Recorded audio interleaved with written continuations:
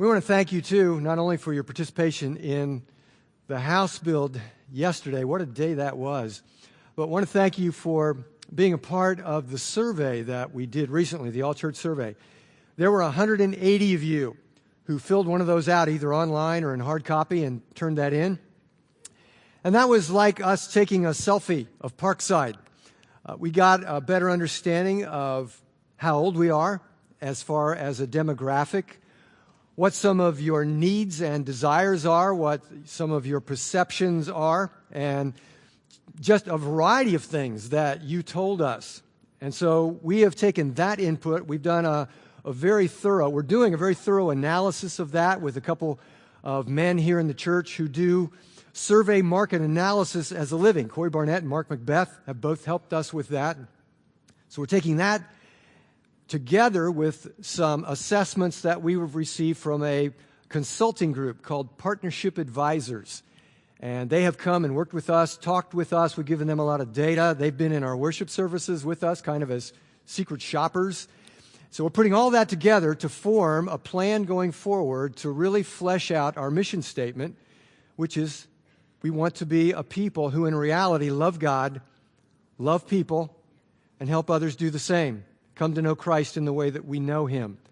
We don't want that to be just something that we say endlessly or a slogan on a wall. We want it to be reality in the way that we live and function. And so you're going to hear all about this as it goes forward, and you are definitely going to be invited to be a part of it as more plans come together. The question was asked last week. I asked the question, actually. Why do we do what we do in a worship service, the different elements of things?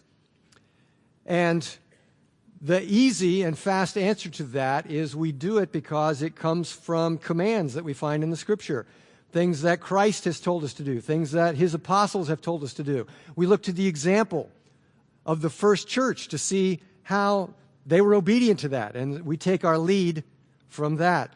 We have a communion service every Sunday that we come together, and we will today. And we do that because Jesus said, as often as you come together, remember what I've done for you. Remember that I died for you. And here's something I want you to do as a marker to remember that. And so we do. Every Sunday, we do that. And we take an offering. We receive. Don't take. We receive. We receive an offering. We gather up gifts in the name of God every time that we come together. And why do we do that? Well, again, that comes from an example that we find in the very earliest church. And Paul explains that as he is finishing up his letter to these new Christians in the church in the city of Corinth. Before he hits send on his letter, he has some logistical housekeeping things that he finishes up. And one of them is concerning a weekly offering that he wants them to collect. He says, concerning this collection for the saints, as I directed the churches of Galatia, you do the same thing. On the first day of every week, each one of you is to put aside and save as he may prosper, so that no collections be made when I come. And when I arrive, whomever you may approve, I will send them with letters to carry your gift to Jerusalem. And if it is fitting for me to go also, they will go with me. He was taking up a collection. He says it's for the saints. There was a famine that was going on in the city of Jerusalem. And of course, the Christians there were being impacted by that. There were hungry brothers and sisters in the city of Jerusalem. Paul was very moved by that. So he said, we need to do something about that. Other churches throughout Asia Minor, we need to do something about that. So begin setting aside this money, and we'll send some relief. And so he had several things in mind as he encouraged them to do this. First was the obvious, that was to meet the need. There were hungry people, and that's just a part of our fabric. That's what we do as followers of Jesus because that's what He did. He met human needs to draw people in so that He could meet spiritual needs.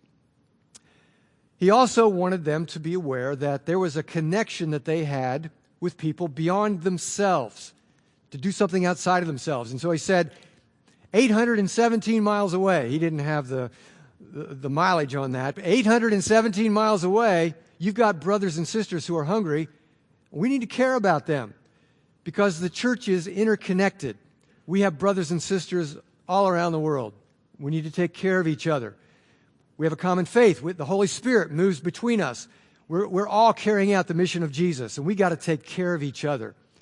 And they needed to understand this bigger picture that the church and the work of the church was so much broader than what was just going on in their tiny corner of Corinth. That's what we understand today. As I said in the video, this is Kingdom Sunday, and that simply means that we are emphasizing the partnerships that we have around the world.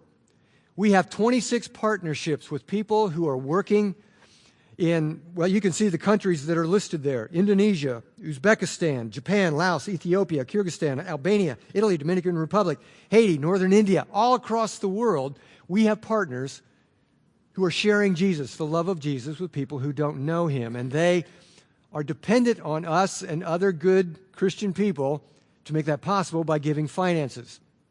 And so the offering that we receive today is going to that effort that's bigger than ourselves. This is going outside Parkside to enable them to do what they do, unless you designate your offering for general fund. Otherwise, it's going to this kind of work. And many of these partners are in places that are unreached. And what we mean by that is these are countries where there are no Christians, just a smattering, a scattering of Christians here and there. But their chances of running into a Christian are minuscule. They just never come across anybody who's a follower of Jesus. What chance, other than if God comes down from heaven and speaks to you, what chance do you have to become a Christian if you don't know one? So these people are there making sure that there's going to be people there who know Jesus that they can connect with. Very important that we support these people who are involved in this good effort. So we are receiving a worldwide offering this morning as we finish with this teaching. And Paul says this, he said, you need to put aside as you may prosper. What does it mean to prosper? Well, the dictionary definition of that is to succeed or to thrive. And often we mean economically we succeed or we thrive. Doesn't necessarily mean to get rich or wealthy, but something that we all need to understand here this morning in this room is that we are pretty wealthy. As a collective body of people, yeah, we've got it pretty good when it comes to possessions and finances. And statistically, that's proven out. The World Bank has done a lot of research as to the financial standing of people around the world and their earning power. Polk's Global Rich List has also documented these things. And here's what they've come up with. They said if you have at least $2,200 in total assets, just $2,200, you are in the top 50% of the wealthiest people in the world. If you made at least $1,500 last year, you are in the top 20% of the world's income earners. If you have sufficient food, decent clothes, live in a house or an apartment, and have a reasonably reliable means of transportation, you are among the top 15% of the world's wealthy. And if you earn more than $50,000 annually, and I realize not everybody in this room probably earns that, many of us do. If that's what you earn annually, you are in the top 1% of the world's wealthy people. Now that's not an indictment. It's just a fact. It's the way it is. The majority of us are very wealthy compared to the vast rest of the world and how they live and what their quality of life is. And if you've traveled much, if you've been outside of the continental United States and been in a third world country and gotten away from where the Westerners hang out in all the tourist areas, you don't have to go very far. You get it, don't you? You've seen it. You know what devastating, mind-numbing poverty looks like. It's how most of the rest of the world lives. And so, Paul says, as you've been prospered, at whatever level, and we got all different levels of prosperity even here in this room, at whatever level, prosperity means this. And this is a dictionary. This is my definition of prosperity. Prosperity is having everything you need, having maybe a little bit more that you can have a little bit of fun in life with a little bit more, and then having the capacity to be generous, to help somebody else who doesn't have enough. And again, I don't say any of this to make us feel guilty this morning. First of all, it's just to make us feel thankful. Be thankful for the way that God has blessed us. And to be wise. To be wise in the way that we use these tremendous blessings that He's given us. And to be generous. Jesus has a very on-point teaching that He offered as to how we need to be wise in the midst of prosperity. He was with a crowd of people, and somebody in the crowd shouted out to Him and said, "Teacher, tell my brother to divide the inheritance with me." Have you ever had that come up in your family? Somebody passes away and the family gets into it over who gets what, whether it's the money or the antique table or that was grandma's or whatever it is. Have you ever had that happen? It's awful when that rises up. That's why you need to have a will or a trust, everybody, to keep the kids from getting into those kinds of dynamics with each other. Well, Jesus replied to this guy. Evidently his family was getting into it. He said, "Man, who appointed me a judge or an arbiter between you? I don't settle things like that." But he recognized something in this man's heart, and really it can be in the heart of everybody, that he needed to address. He said, "Watch out. Be on your guard against all kinds of greed, because life does not consist in the abundance of your possessions." I never thought about that. He said there's all kinds of greed. There are varieties of greed. And he said this kind is an over-infatuation with possessions.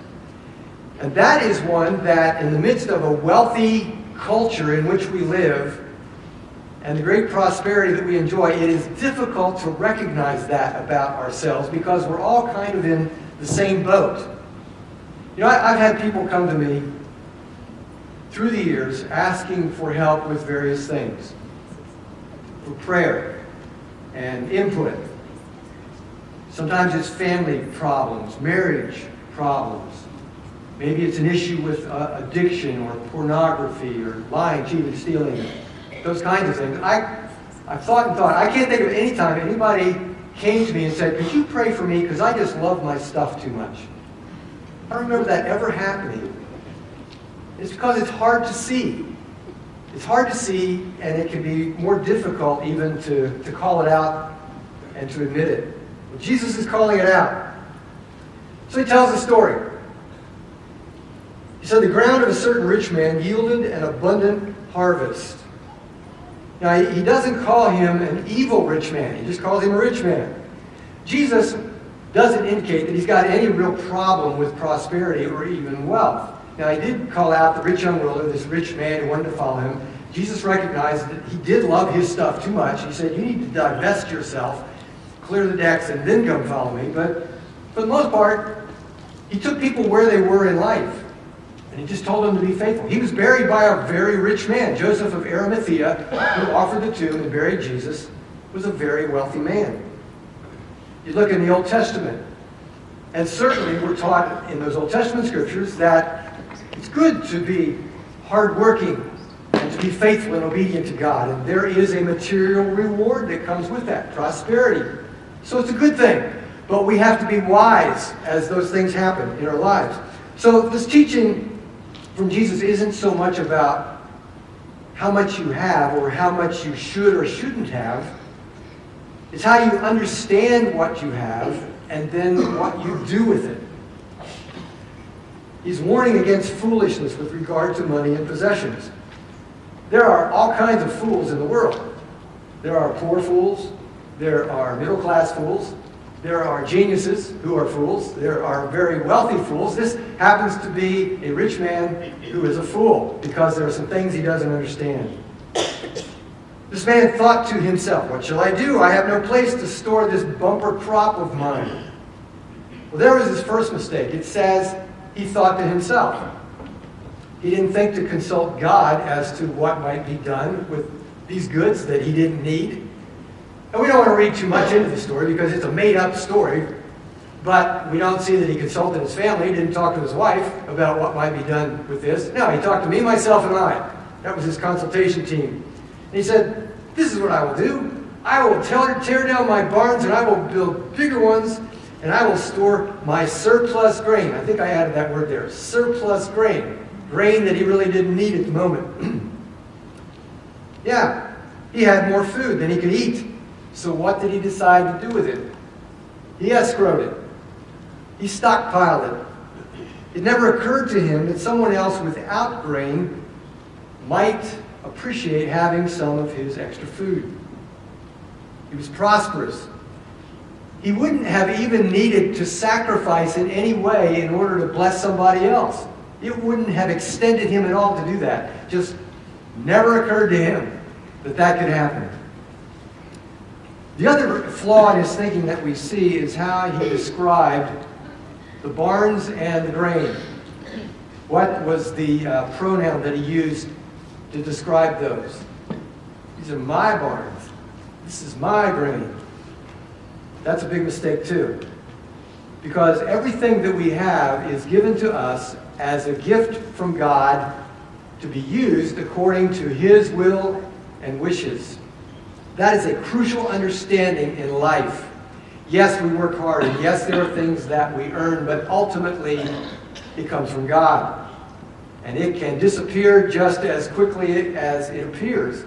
But if we are any kind of responsible people, we know that if we have something that belongs to somebody else, say you borrow something from somebody, if we're the right kind of person, we're real careful with that. We want to give it back to them undamaged. Yeah, I rented a car one time from Enterprise. We'll pick you up. I've yet to be picked up by Enterprise anytime I've rented a car from them, but that's beside the point. I had this rental car from Enterprise, and we had some black raspberry cobbler at our house. Delicious. But it was more than we could eat. So I decided that I would bring it over to staff. And they're like locusts. Anytime you bring anything in, it's just gone in no time. Put the dish of black raspberry cobbler in the back seat of the car, put a little tin foil over it just to be safe. Well, it was a little soupy, and by the time I got to work, looked in the back seat, to my horror, there is black raspberry cobbler juice all over the back seat, and it was a cloth upholstery. Oh, man. So I call all these upholstery cleaning places, and they're saying, sorry, man, you're out of luck. There's not a thing. You're going to have to buy a new back seat for that car. I'm, oh, great. So I go back to Enterprise, and the nice young man comes out, and I show him and say, yeah, it's black raspberry cobbler juice that I spilled. And he was so funny because he got down and he smelled it. I know, it looked like I had hurt somebody badly in the back seat of the car. He gets down and smells it. I said, you can taste it if you want to. It's black raspberry cobbler juice. The good news was that State Farm covers black raspberry juice in the back seat of your rental car. Comprehensive. Who would have guessed? And so it all had a happy ending. But I was horrified that I had done this to a car that wasn't my car, and it was going to cost me dearly. Well, the earth is the Lord's, and everything in it, and the world, and everybody who lives in it, including us, everything that we have, everything that we are, all belongs to God. And we are property managers. We are like investment counselors on behalf of God. If you take your finances and you turn it over to the investment counselor and he plans his vacation to Cancun, you really need to get a new investment counselor. That shouldn't happen. That money needs to be invested for your sake, for your benefit, according to your wishes, so that you'll be very happy with what was done with that. That is exactly what needs to happen as God entrusts what He does to us. Paychecks, finances, material possession, everything, 401ks, cars, houses, everything. He says, here you go. I'm letting you borrow this. You've got a long-term lease on this stuff. Don't mess it up, okay? I want you to use this in a way that you know would make me happy and would be according to my value system, which is to love God and to love people with all of this. Well, this prosperous man said to himself, again, consulting only himself, you have plenty of grain laid up for many years. Take life easy, eat, drink, and be merry. Another mistake that he made was that he was assuming a long life here on earth. A long life that was going to be rich because he was rich. That's where abundant life was going to be found. And whoops, God said, no, if you want to make God laugh, tell Him what your plans are. God says, you fool. This very night your life is going to be demanded from you, and then who's going to get all this stuff? all of this grain that you have stockpiled, who's going to get it? You know, Solomon was maybe the wealthiest man who ever lived here on earth. And if you go back and read his journal, it's Ecclesiastes, back in the Old Testament, one of the things that kept him up at night, just stewing, he couldn't stand it, was that somebody was going to get all his stuff that hadn't worked for him. Yeah, it just bugged him. Jesus says, who's going to get the stuff that this man laid aside that he really didn't need? Well, maybe the rats and the grasshoppers are going to get all that grain. This man spent all his time and money and energy building a barn, storing grain that he couldn't possibly eat, and he could have blessed so many hungry people with that and pleased God in the process, and he still would have had plenty to eat. Wouldn't have even had to sacrifice to do that. And Jesus says this is how it will be with whoever stores up things for themselves but is not rich toward God. Now, Jesus is talking to an audience of people who probably 99% of them were living at or below the poverty level. Poverty-stricken people. And he said, this is God's expectation. What do you think he would say to us in our situation? What do you think he is saying to us today in our situation who are really quite prosperous and wealthy in comparison to the rest of the world? It's okay to be rich. It's okay to be poor. It's okay to be somewhere in between. It doesn't matter what we are. It matters what we do with it. However rich or poor we are, we can all be rich because we can be rich toward God, as Jesus said. Be rich toward God. Be thankful for what you have, whatever it is. Be wise in the way that you use it, and be as generous as you can as God has prospered you to bless and benefit somebody else and honor God in the process. When God knows that we can be trusted with little, it could be that some more even will come our way. Now, there's no guarantee of that. I'm not like some TV preacher, okay? It's not guaranteed you're going to get rich if you're faithful in being generous with what God has given to you. But it could be. It might, because if he sees that you can be trusted with a little, he might give you a little more. Say, all right, we'll see what you do with this, and maybe then even a little more. But if we're not faithful, all bets are off as to what's going to happen. Because he looks and he says, you can't be trusted. I'm going to find somebody else who can. It's exactly what Jesus said. Whoever can be trusted with very little can also be trusted with much. But whoever is dishonest with very little, well, they're going to be dishonest with much. You know, if you can't tithe $100, you're probably not going to tithe $1,000. So if you've not been trustworthy in handling worldly wealth, who's going to trust you with your riches? And if you have not been trustworthy with someone else's property, who is going to give you property of your own? Well, every Sunday, or before every Sunday, we sit down as staff and we say, what's the takeaway? What are we asking people to do in response to the word that we're presenting here today? What's the challenge? What's the action item? It's real simple today. We're going to take an offering, and we want you to be generous. God wants you to be generous with this offering. Now, maybe you don't come prepared to give in a plate on a Sunday morning, and that's fine. We give all kinds of ways, don't we? Credit card giving and through the bank, and that's great. It's all good. It's all good. But one of the things that came out in the survey was somebody said, you know, if you gave us a heads up that it was going to be Kingdom Sunday, we would come prepared for that. So hopefully you heard the heads up last week, and maybe you're a little more prepared for that this week. But we're going to receive an offering which, unless you designate it for general fund, and please don't take from general fund and give it to missions. Please don't do that. Please be generous over and above what you normally give to general fund. But this will go to support good people who are doing good work around the world that's going to benefit people around the world that God loves. Some of them are our brothers and sisters, and some of them are not our brothers and sisters yet. But our partners are trying to bring them into the family. That's what this offering will help do.